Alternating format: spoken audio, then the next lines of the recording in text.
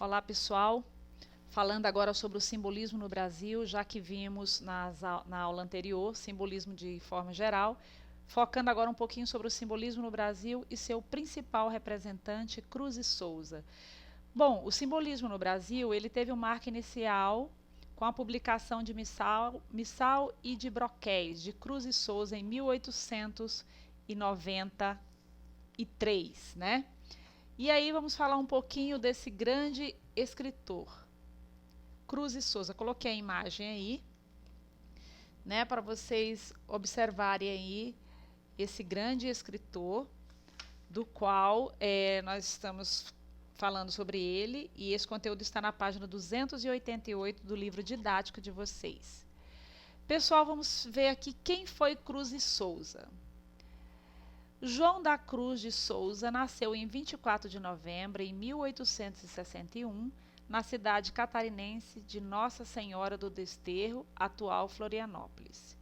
Ele era filho de ex-escravos, mas sua educação foi patrocinada por uma família de aristocratas, antigos proprietários de seus pais, e foi assim que ele estudou no Liceu Provincial de Santa Catarina.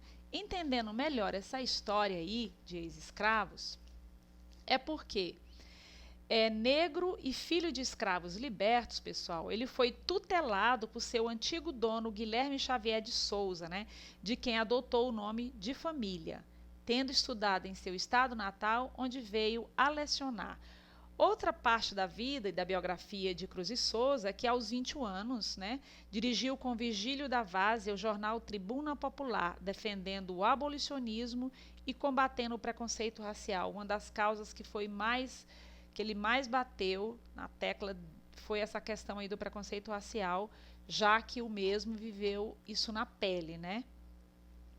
E depois de percorrer quase todo o país com a companhia teatral, fixou-se no Rio de Janeiro, né? Pois havia sido obrigado a abandonar Santa Catarina, vítima do preconceito que tanto combatia. Então, para você ver, né, a trajetória de Cruz e Souza não foi nada fácil, né? Teve um lado muito negativo, né, que foi essa questão do preconceito racial contra ele. E os temas que Cruz e Souza mais abordou: o amor, já que era um autor bastante sentimentalista, o sofrimento acometido pelos acontecimentos em sua vida particular, a sensualidade relacionada às mulheres, a morte, algo que segundo ele esteve sempre muito próximo, a religião, ao qual ele se apegava também, e além de temas associados ao abolicionismo. Se você observar, nesses poemas que são marcados pela musicalidade, né, pelo individualismo, pelo sensualismo e pelo desespero. Explicando um pouquinho melhor esses poemas, por que eles são marcados por isso, Cruz de Souza ele foi o mais importante simbolista brasileiro e sua obra ela foi impregnada por temas como vida material igual restrição do espírito, sempre essa antítese que ele fazia, né, morte, libertação do espírito, e seus poemas são marcados pela essa musicalidade que eu acabei de falar aí, ó, que essa musicalidade era o uso constante de aliterações, que é uma figura de linguagem muito trabalhada, né, em seus poemas. E esse individualismo aí, pessoal, que depois evoluiu para o sofrimento do ser humano em geral, sobretudo do negro, né, com relação aí ao preconceito racial. E pelo sensualismo, né, que às vezes, né, pelo desespero, pelo apaziguamento, além de uma obsessão que ele sofria muito, porque Cruz e Souza ele era obcecado pela cor branca, porque ele foi tão discriminado pela sua cor que ele chegava a ponto de querer ser branco para ser aceito em uma sociedade totalmente preconceituosa da época, né?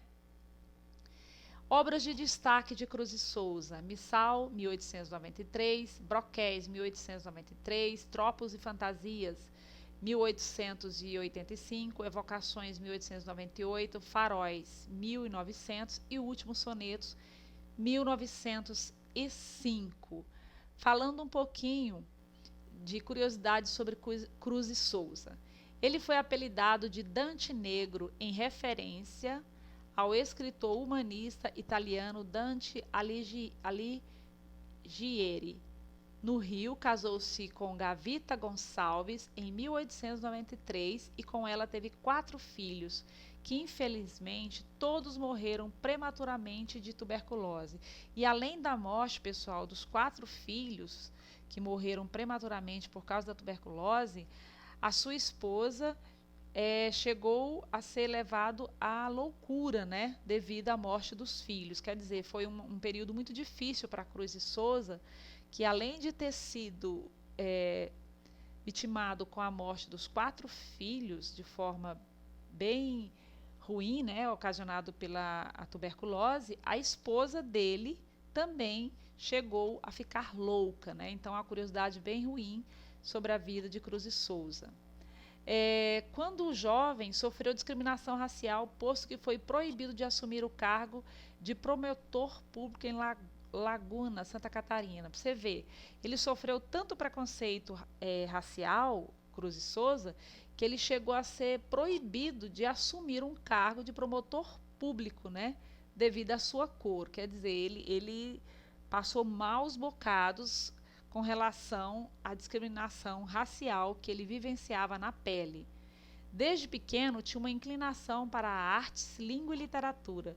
Pessoal, apesar de todas as dificuldades, Cruz e Souza, ele sempre foi apaixonado pelas artes, né? Pela língua e pela literatura. Talvez, devido a isso, tivesse força ainda para escrever seus poemas. Finalizando aí, os poetas simbolistas, a maioria dos seus escritos, como eu falei, estão sempre repletos de figuras de linguagem. A primeira, né, que são as metáforas, que são figuras de linguagem relacionada à conotação, né, sentido figurado, a literação, que é a musicalidade, os sons, e a sinestesia, que é uma figura de linguagem que trabalha com 5 sentidos, né? E lembrando que esse grande escritor, Cruz e Souza, ele morre na cidade do Sítio, em Minas Gerais, em 1898, pobre e tuberculoso. Quer dizer, a trajetória é muito ruim, né? Mas que felizmente foi deixado legado para a gente como um grande representante, né, do simbolismo no Brasil e um grande abolicionista, né, que combateu até o fim o preconceito racial vivenciado por ele na pele e que até hoje muitas pessoas são acometidas por esse preconceito de forma desumana. Espero que vocês tenham entendido, até porque esse conteúdo, se vocês, além de reverem, se quiserem rever o vídeo, vocês podem rever. E esse conteúdo eu estou dando sequência porque ele está na página 288, né?